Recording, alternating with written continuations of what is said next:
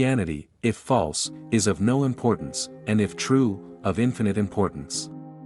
The only thing it cannot be is moderately important. If you look for truth, you may find comfort in the end. If you look for comfort, you will not get either comfort or truth, only soft soap and wishful thinking to begin, and in the end, despair. There are two kinds of people: those who say to God, "Thy will be done," and those to whom God says, "All right, then, have it your way." If I find in myself a desire which no experience in this world can satisfy, the most probable explanation is that I was made for another world. We all want progress, but if you're on the wrong road, progress means doing an about-turn and walking back to the right road. In that case, the man who turns back soonest is the most progressive. If you read history, you will find that the Christians who did most for the present world were precisely those who thought most of the next. It is since Christians have largely ceased to think of the other world that they have become so ineffective in this. When Christ died, he died for you individually just as much as if you'd been the only man in the world. The safest road to hell is the gradual one, the gentle slope, soft underfoot, without sudden turnings, without milestones, without signposts. A man can no more diminish God's glory by refusing to worship him than a lunatic can put out the sun by scribbling the word darkness on the walls of his cell. Some people feel guilty about their anxieties and regard them as a defect of faith, but they are afflictions, not sins. The future is something which everyone reaches at the rate of 60 minutes an hour. Whatever he does, whoever he is. 30 was so strange for me. I've really had to come to terms with the fact that I am now a walking and talking adult. History isn't just the story of bad people doing bad things. It's quite as much a story of people trying to do good things. But somehow, something goes wrong. Nothing is more dangerous to one's own faith than the work of an apologist. No doctrine of that faith seems to me so spectral, so unreal as one that I have just successfully defended in a public debate. Always prefer the plain direct word to the long, vague one. Don't implement promises, but keep them. This is one of the miracles of love. It gives a power of seeing through its own enchantments and yet not being disenchanted.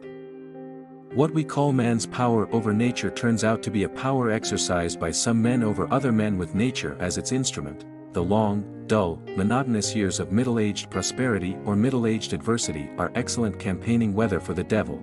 I believe in Christianity as I believe that the sun has risen, not only because I see it, but because by it I see everything else. Aim at heaven and you will get earth thrown in. Aim at earth and you get neither. Friendship is unnecessary, like philosophy, like art. It has no survival value, rather it is one of those things that give value to survival. Failures, repeated failures, are finger posts on the road to achievement.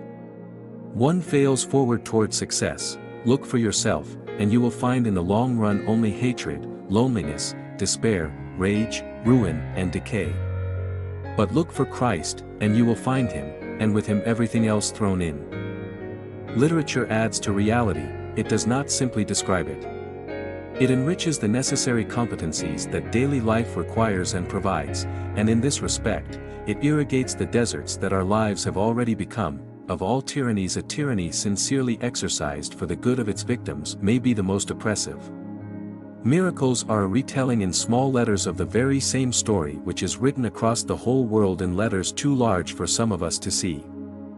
It may be hard for an egg to turn into a bird, it would be a jolly sight harder for it to learn to fly while remaining an egg.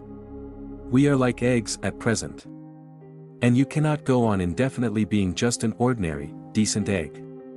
We must be hatched or go bad. Affection is responsible for 9/10 of whatever solid and durable happiness there is in our lives. I'm tall, fat, rather bald, red-faced, double-chinned, black-haired, have a deep voice, and wear glasses for reading. The real problem is not why some pious, humble, believing people suffer, but why some do not. Part of every misery is, so to speak, the misery's shadow or reflection.